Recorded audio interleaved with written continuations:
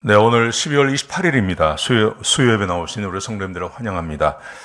광고 말씀드리겠습니다. 토요일 날, 12월 31일 날 11시에 교회에서 송구영신 예배가 있습니다.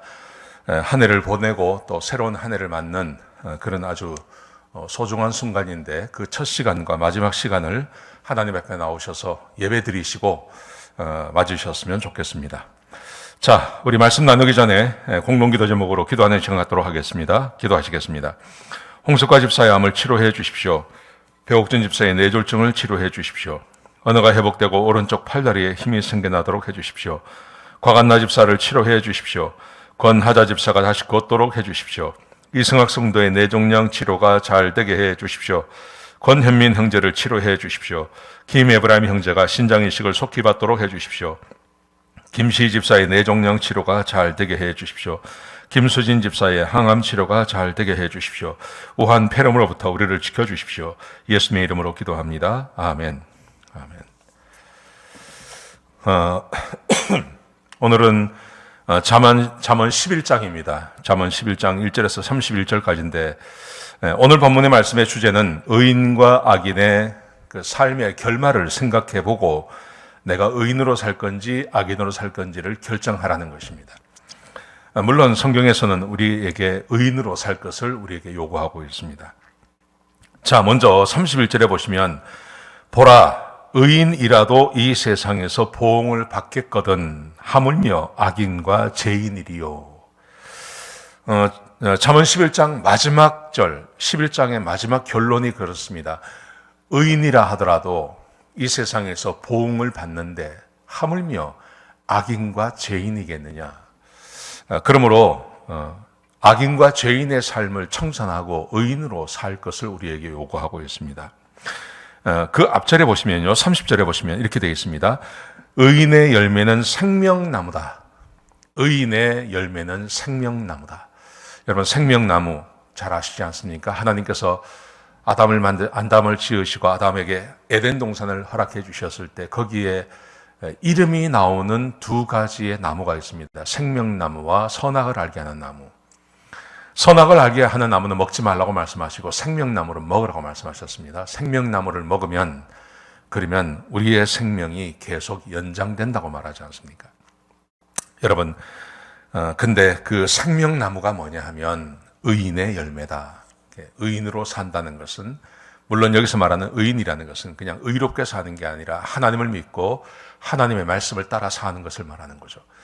그러면 그 사람에게는 생명나무, 영원한 생명을 얻을 수 있는 에덴 동산에서 하나님과 함께 지내는 것 같은 그런 평화로움이 그에게 있다는 말씀이죠. 자, 오늘 이렇게 의인과 악인의 삶을 비교하면서요, 크게 한 4가지 정도를 이야기합니다. 첫 번째, 하나님이 기뻐하시는 것이 바로 의롭게 사는 거다. 이렇게 말씀하십니다. 자, 1절에 보시면요. 속이는 저울은 하나님께서 미워하시나 공평한 추, 속이지 않는 저울은 하나님께서 기뻐하십니다. 다른 사람을 속이는 것 하나님께서 미워하십니다. 근데 다른 사람을 속이지 않는 것 하나님께서 기뻐하십니다. 의가 뭐냐 하는 겁니다. 의. 우리는 의, 그러면 의인, 의 이러면 하나님의 일을 하는 거라고 생각합니다. 하나님의 일을 하는 것은 하나님의 사역을 하는 거라만 의롭다고 생각합니다. 근데 하나님의 관심은 우리의 일상의 삶에 있다는 것을 기억하셔야 됩니다. 하나님께서 우리의 일상의 삶, 하루하루의 삶을 어떻게 사는지에 하나님의 관심이 굉장히 많다는 것을 여러분 염두에 두셔야 됩니다. 이게 굉장히 중요합니다. 보십시오. 하나님께서 하나님을 어떻게 예배드리느냐, 하나님을 어떻게 제사하느냐 이런 걸 말하지 않습니다. 속이는 추, 속이는 저울, 그것이 하나님이 미워하시는 것이고 공평한 추, 공평한 속이지 않는 저울, 그것을 하나님께서 기뻐하신다고 말씀하십니다.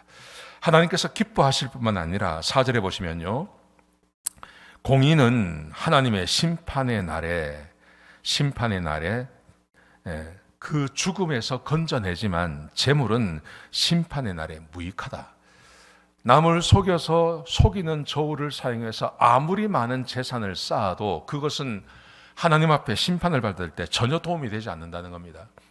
그러나 속이지 아니하고 살아온 그 삶은 죽음에서 건져내십니다. 이것이 하나님의 심판의 기준이 된다고 말씀하십니다. 여러분, 이 말의 의미는 구원받은 그리스도인의 백성, 하나님의 백성들은 속이지 않는 그런 삶을 살 것을 우리에게 요구하고 있는 것입니다. 자, 그러면서요, 의인과 악인의 삶을 비교를 했습니다. 8절에서 11절까지 말씀해 보시면 의인은 어떤 사람이냐 하면, 자, 의인을 보십시오. 8절에 보시면요, 의인은 환난에서 건짐을 받으나 악인은 환난을 당합니다. 굳이 심판의 시간에 갈 것도 없이 이 세상을 살아가면서 의인은 건짐을 받고 악인은 환난을 당합니다. 9절을 보십시오. 의인은 지식으로 이웃을 구원하지만 악인은 입으로 이웃을 망하게 하는 사람입니다. 왜 하나님께서 이 세상에서 의인은 건지시고 그리고 악인은 심판을 당하게, 환난을 당하게 하시냐 하면, 의인은 매일매일의 삶 가운데서 다른 이웃들을 구원해내는 일을 합니다. 그런데 악인은 이웃을 망하게 한다고 성경은 말씀하고 계신 것입니다. 여러분, 제가 말씀드린 것처럼 속이는 저울, 공평한 추, 이것이 사실은 그 사회 전체를 살려내는 것입니다. 한국과 북한을 비교하면서, 북한은 사회주의이기 때문에 거기는 경쟁도 없고 굉장히 좋은 사회라고 말하지 않습니까? 그런가 하면 거기에 비해서 한국은 자본주의이기 때문에 경쟁이 심하고 이런 말을 합니다. 그런데 실제로 북한에 살다가 온 사람들의 이야기를 들어보면 한국에 와서 자기들은 사람 대접을 받고 사람이 사람답게 산다고 이야기합니다. 그러면서 북한과 한국을 비교할 때 늘 하는 말이 있습니다. 북한은 사람이 살 수 없는 동네라 그럽니다. 왜냐하면 거기는 공식적으로 국가가 월급을 주고 국가가 집을 주고 국가가 이렇게 직업을 정해주고 막 그러지 않습니까? 그게 굉장히 좋은 것 같은데 그렇지 않다는 거예요. 내가 좀 더 좋은 집을 받고 내가 좀 더 좋은 직장을 얻으려면 뇌물을 줘야 된다는 거예요. 뇌물을 주지 아니하면 어떤 것도 되지 않는다는 거죠. 제대로 되는 것이 하나도 없다고 이야기합니다. 그래서 이웃을 망하게 하는 것, 그리고 그 사회 전체를 망하게 하는 것, 그것은 공평하지 않는, 요즘 사람들이 말하기를 그 사회에서 이렇게 경쟁을 하는 것이 마치 나쁜 것처럼 이야기합니다. 경쟁을 하는 것은 나쁜 것이고 경쟁 없이 그냥 골고루 나눠 먹는 게 좋다고 하는데 세상은 그런 세상 없습니다. 어떻게 세상에 공평하게 나누어 줄 수 있습니까? 나하고 더 가까운 사람이 있고 내가 미워하는 사람이 있고 내가 좋아하는 사람이 있는데 권세를 가진 사람에게 그런 게 없겠습니까? 그러니 공평하지가 않는 겁니다. 공평하지가 않으면 그러면 속이는 저울이 되는 거죠. 그 속이는 저울이 있으면 이렇게 말합니다. 이웃을 망하게 한다고요. 이웃을 망하게 한다고. 의인은 형통하며 성읍이 즐거워하지만 악인은 패망하면 성읍이 기뻐합니다. 나라가 잘 되면 잘 될수록 사람들이 기뻐하고 좋아하는 그런 사회가 있는가 하면 나라가 망했으면 좋겠다라고 생각하는 그런 사회가 있다고 성경이 우리에게 말하고 있습니다. 지금 우리가 살고 있는 세상이 그렇지 않습니까? 자, 일상의 삶에서 의인과 악인을 한번 나누어 보십시오. 의인과 악인 어떤 사람이 있을까요? 13절에 보시면요. 두루 다니며 환담하는 자는 남의 비밀을 누설한다. 두루 다니며 환담, 이 집 저 집 다니면서 이런 이야기 저런 이야기 막 하다 보면 결국 다른 사람의 비밀을 나누어 주는 사람이 되죠. 의인과 악인을 이야기할 때 이런 사람도 들어간다는 것입니다. 13절에 보시면 마음이 신실한 사람은 남의 비밀을 숨긴다. 그렇죠. 이 집 저 집 다니다 보면 남의 비밀을 막 말하게 되고 말을 많이 하다 보면 하지 말아야 될 말을 하게 되지 않습니까? 근데 마음에 신실한 사람들 그렇게 하지 않는다는 겁니다. 남의 비밀을 말하지 않는다는 겁니다. 남의 흉을 말하지 않는다는 것입니다. 또 15절에 보시면 보증을 쓰면 손해를 당하지만 보증이 되지 않으면 평안하다. 보증 서주는 거, 이거 어떻게 생각하십니까? 성경에서는 보증 쓰지 말라고 이야기합니다. 왠지 아십니까? 보증을 쓴다는 말은 무슨 말이냐면 그 보증을 서주는 것도 문제가 되지만 보증이 필요한 사람도 문제가 됩니다. 보증이 필요하다는 것은 내 능력 밖에 욕심을 가지고 일을 한다는 것이죠. 그래서 보증을 쓰지 말라는 말입니다.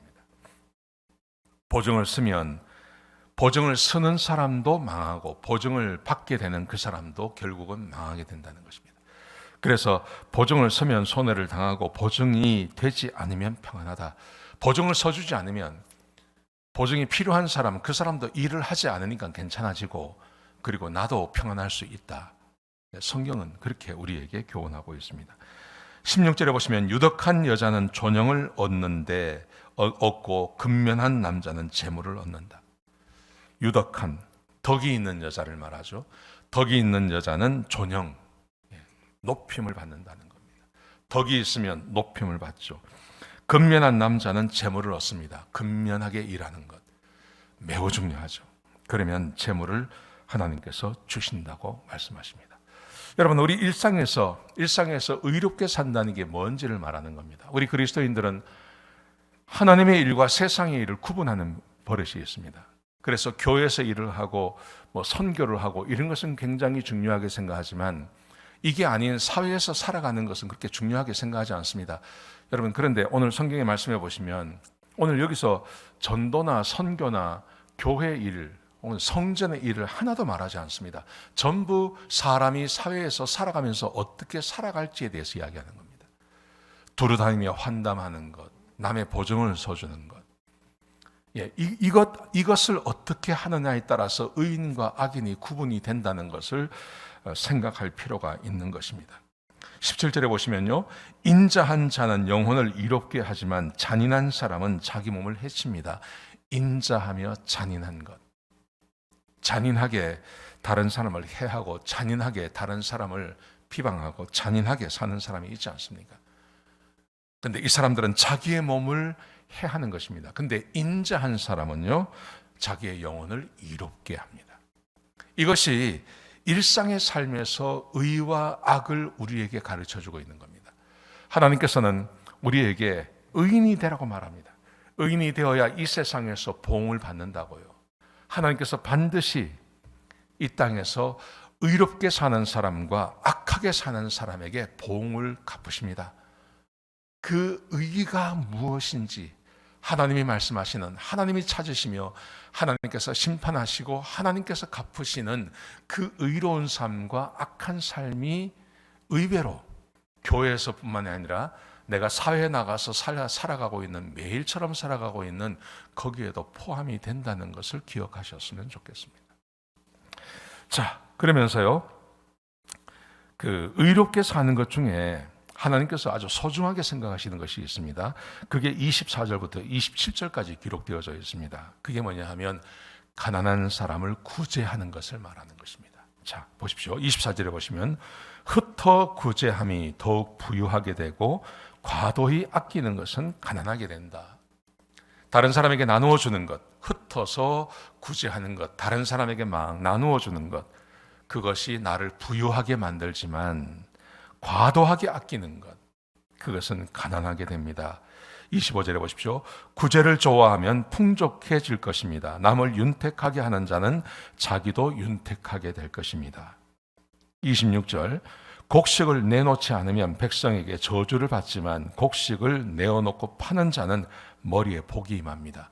곡식을 내어놓는다는 말은 아마도 기근이 들었을 때, 그때 곡식을 풀어서 다른 사람에게 먹을 것을 주는 사람, 이 사람은 머리에 복이 임하지만 그때 아끼고 그것을 나중에 큰 이익을 받고 팔려고 하는 사람들은 백성의 저주를 받게 됩니다.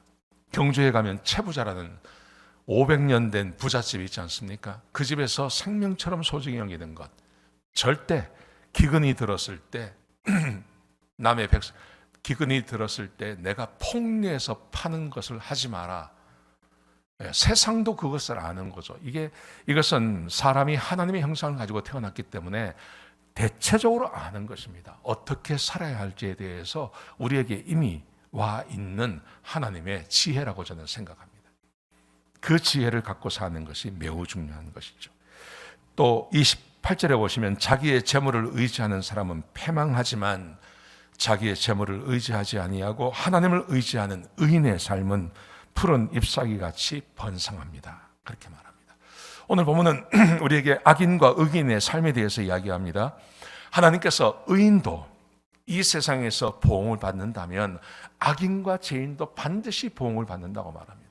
그러므로 의롭게 살라고 말합니다. 그런데 그 의로운 삶이라는 것이 내가 교회에서 뭔가를 하고 직분을 맡고 하는 것만이 의로운 것이 아니라 우리의 매일매일의 삶, 우리 매일매일의 삶에서 내가 선을 베풀며 의롭게 깨끗하게 그리고 착하게 사는 삶 전체를 말하고 있는 것입니다. 사랑하시는 성도 여러분, 그러므로 선과 악, 의와 악에 대한 기준이 무엇인지를 아셔야 되는데요. 그게 성경이 기준이 되어야 됩니다. 이 세상이 기준이 되시면 안 됩니다. 이 세상의 기준이 되면 언제나 기준은 변하기 마련입니다. 근데 성경은 하나님의 말씀이고 진리이기 때문에 절대 변하지 않습니다. 그래서 성경이 말하는 의, 성경이 말하는 악이 무엇인지를 내가 성경을 통해서 배워야 됩니다. 그렇기 때문에 성경을 연구하고 공부하고 배워야 하는 것입니다. 성경을 배우는데 힘을 쓰셔야 됩니다. 성경을 배우셔야 됩니다. 그리고 내가 현재 무의식 중에 행하고 있는 의와 악이 있습니다. 내가 무의식 중에 악을 행할 수 있습니다. 내가 행하면서 이게 습관이 들었기 때문에 이게 뭔지 잘 모를 때가 있습니다. 그래서 성경을 매일같이 묵상하며 읽어야 되는 겁니다. 성경을 조직적으로 공부할 필요도 있고요. 그렇게 조직적으로 공부했다고 끝나는 게 아닙니다. 사람은 매일같이 하나님의 말씀을 공부해야 되는 겁니다. 그래서 하나님은 살아계시고 성령이 내 안에 거하시기 때문에 그 성령께서 내가 지금 하고 있는 일과 내가 하려는 일이 의로운 일인지 악한 일인지를 성령이 가르쳐 주십니다. 그래서 매일같이 하나님의 말씀을 읽고 공부하는 것은 매우 중요한 것입니다. 이것을 하지 않으면 우리는 죄를 죄로 여기지 않습니다. 내가 죄를 죄로 여기지 않는다고 하나님도 우리가 짓는 죄를 죄가 아니라고 말씀하지 않습니다. 그렇기 때문에 알게 모르게 우리의 삶에 고난과 어려움이 찾아오기 마련입니다. 사랑하시는 성도 여러분, 그러므로 우리는 깨어서 하나님의 말씀을 날마다 공부하며 그 말씀을 따라 살아야 할 줄로 믿습니다. 하나님은 반드시 의와 악에 대해서 이 땅에서 우리가 죽어서 주님 앞에 갔을 때 심판하신다는 것을 기억하셔야 됩니다. 네, 오늘 수요 예배 2022년 마지막 수요 예배 나오신 우리 성도님들을 환영하고 또 축복합니다. 기도하시겠습니다. 아버지 하나님, 귀한 말씀 주셔서 감사합니다. 하나님, 주의 말씀에 깨어있는 자들이 되게 하여 주옵소서. 하나님의 말씀에 깨어있게 하여 주시고 하나님께서 보시는 의와 악을 나도 알게 하여 주옵소서. 주님 감사합니다. 예수님의 귀하신 이름으로 기도드렸습니다. 아멘.